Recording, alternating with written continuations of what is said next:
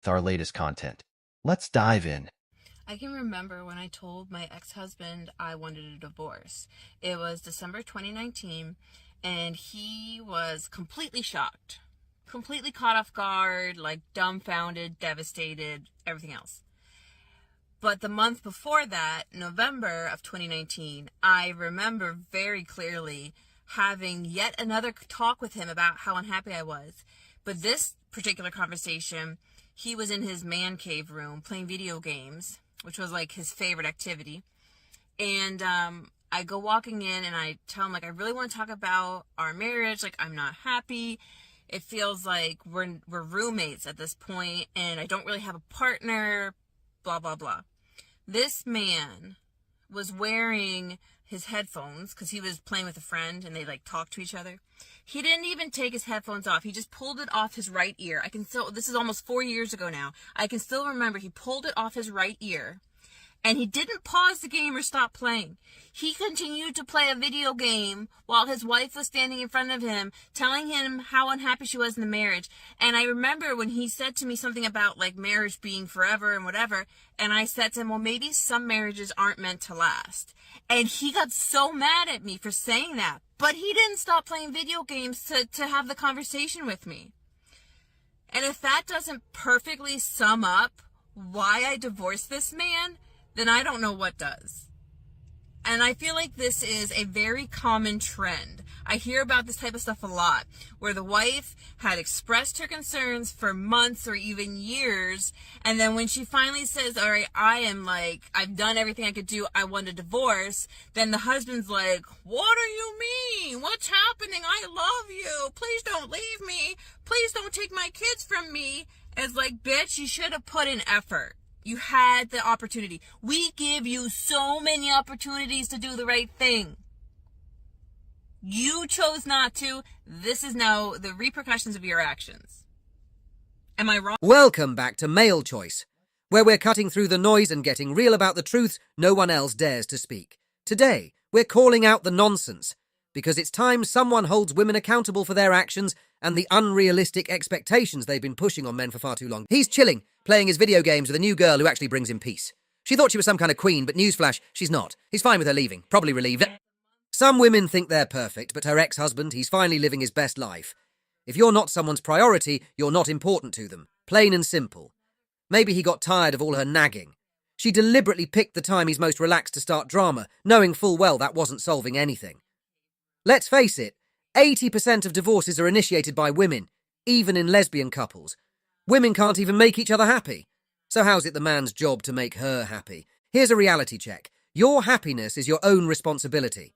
Marriage should be about peace and support, not constant conflict. But women? They don't realise how much men silently endure. You want happiness? Find it within yourself first. Stop expecting anyone to hand it to you. And stop trying to change your man.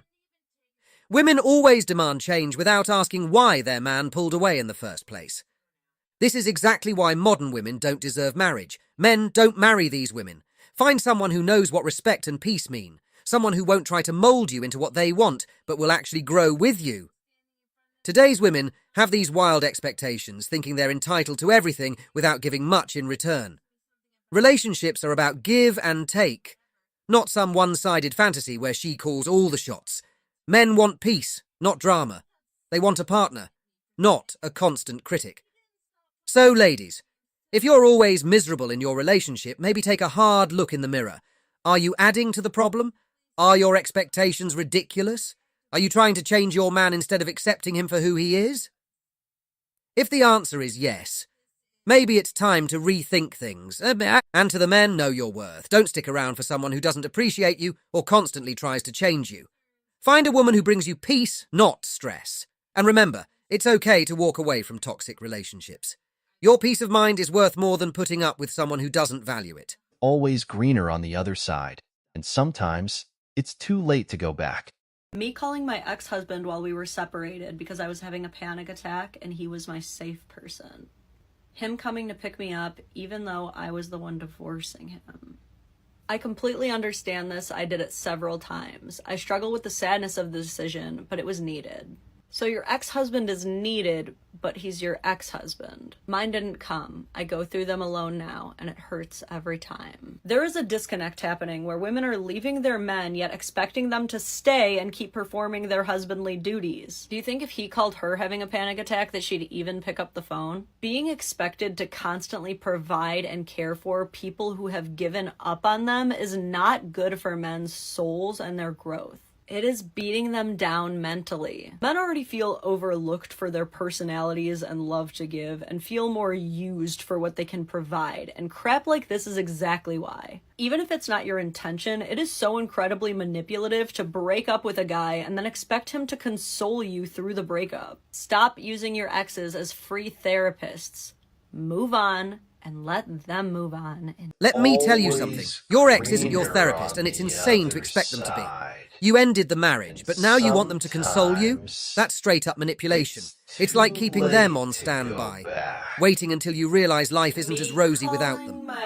That's emotional blackmail. And anyone who goes along with that nonsense is a simp. No question. They don't deserve respect. There are people who don't understand real love, and worse, some who do and just exploit it. These women want it all, stringing their exes along while enjoying their new man's attention. That's emotional breadcrumbing, keeping their ex hooked with what-if fantasies, while only caring about what they can get out of them. If she needs emotional support, she should go to the new guy she lined up before the ink on the divorce papers was even dry. But no, she thinks she can leave her husband and still expect him to play husband. Pathetic. It's mind-blowing how these women think they can have everything, end a marriage, get a new man, and still lean on their ex for emotional and even financial support. It's not just delusional, it's cruel. They use their ex like a safety net, keeping him around just in case things go south with the new guy. That's pure selfishness and insecurity. They don't know how to commit. They just want all their options open, playing both sides. But life doesn't work like that, and neither do relationships. These women need a wake-up call. Once you end a marriage, you stand by that decision. Don't expect your ex-husband to keep picking up the pieces for you. You chose to move on. Now, deal with it. It's time to face the consequences of your own choices. And men need to recognize this manipulation for what it is and stop playing along.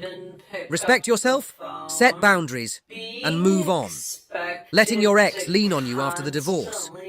That's only hurting you, holding you back from finding your own peace. This idea that someone can end a relationship and still rely on their ex for support, absurd. It's selfish, and it's about time these women realize that their actions have consequences. You can't expect the benefits of a relationship without putting in the work. Men, stop letting them get away with this manipulation. Know your worth, and don't let anyone treat you like a backup plan. I like to meet a hoe who says, you know what, I'm a hoe, yes. I'm a prostitute, I walk the blade, I sell my body, and this is what it is. You said something earlier that disgusted me, to be honest with you. You said this is just what I had to do. You live in America, people would kill to get here. In South Africa, it's the country with the highest unemployment on the planet Earth.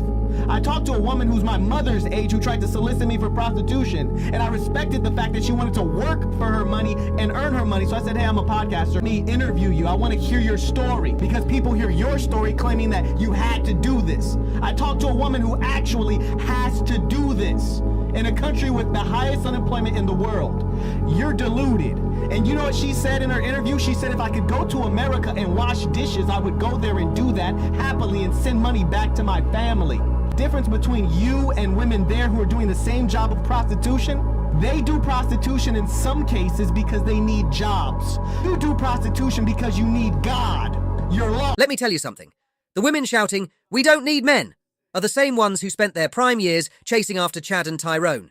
Now they've been replaced by younger, hotter women, and they're bitter about it. They're mad because the men they want won't settle for them. They had good men in their lives, but they ignored them, friend-zoned them, and now they're paying the price.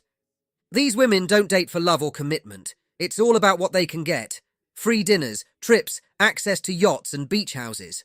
There's no real substance, no desire for a meaningful relationship. For guys, especially older ones, it's time to enjoy life and take what you can while it lasts. Young guys might still want a family, but they need to be careful. Most women today don't want commitment. They want everything to be about themselves. Here's the truth. Feminism has pushed men's needs aside, making women think they can do it all alone. Let them. Let them die alone. if they don't care about men's struggles. That's what they deserve. Men provide safety and security, both physically and emotionally, and they're constantly undervalued. Women can lie all they want about not needing men, but deep down they know the truth.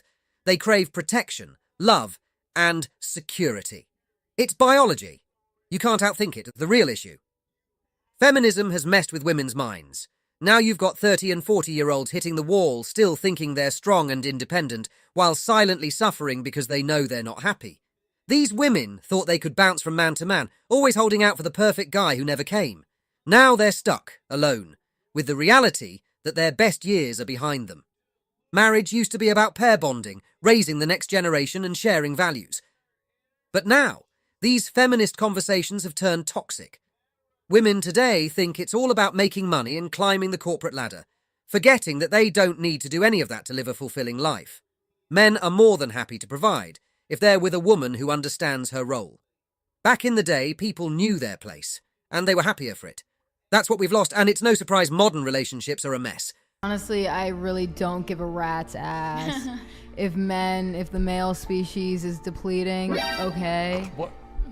You guys have had your time to shine. If you guys want to get better, you guys can do that yourselves, but I'm not going to get you out of the slump. Sorry. Okay. Sorry, What? it's just like, I don't really care. Like, that's on you guys. If you guys aren't, like, working or not going to college, then I don't know how to fix that. I am. So I don't know why you aren't. Let's get one thing straight. Women haven't changed. They've always been this way. The only difference now is that there are no real consequences for their behaviour. Why do you think passport bros are always saying, don't bring them back here? If women from traditional countries were actually different, it wouldn't matter where they live. But it does. And look at certain Islamic countries. Why do you think they fight so hard against Western influence? They know exactly what happens when women start buying into this modern mindset.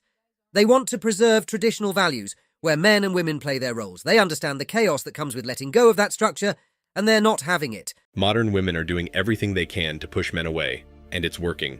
You don't need a man. That is the worst thing you could tell a young woman. Yeah. Because you are teaching them to not pay attention to the quality of man that they need. So you fuck them over and you fuck men over because now it's about conquering women, not about protecting them. And now women don't even know what kind of men they want. Mm-hmm. And then when they meet the man that they want, which is what I was trying to make very clear earlier, men are scary. At the end of the day, it boils down to one thing: their complete inability to be happy, content, or grateful. Take them to a restaurant and they can't even make a simple choice from the menu, let alone a major life decision like whether to be a traditional mum or chase a career. Whatever they order, they'll always think your dish looks better. No, it's the same thing with life choices. No matter what path they take, they envy women who choose differently. They're never satisfied and constantly comparing. It's why they're truly insufferable, always wanting what they don't have, and never content with what they do.